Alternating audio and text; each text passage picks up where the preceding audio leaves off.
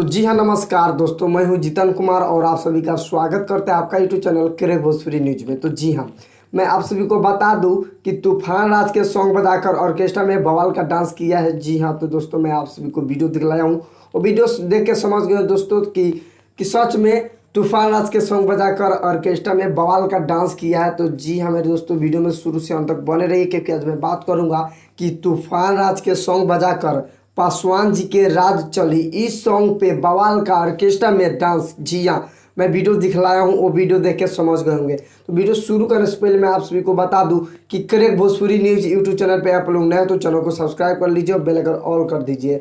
तो वीडियो चलिए मैं वीडियो को स्टार्ट करता हूँ। तो जी हाँ, मैं आप सभी को बता दूं कि तूफान राज जी का जो सॉन्ग है पासवान जी के राज चली इस सॉन्ग पे ऑर्केस्ट्रा में मच गए तबाही। जी हाँ, मार होने से ही बच गया है, जो कि मैं वीडियो दिखला रहा हूँ। और मैं बता दूं कि ऑर्केस्ट्रा में पैसा यानी लड़की को पैसा दे रहे हैं। जी हाँ, पैसा के बरछार हो रहा है, जो कि मैं वीडियो दिखा रहा हूँ।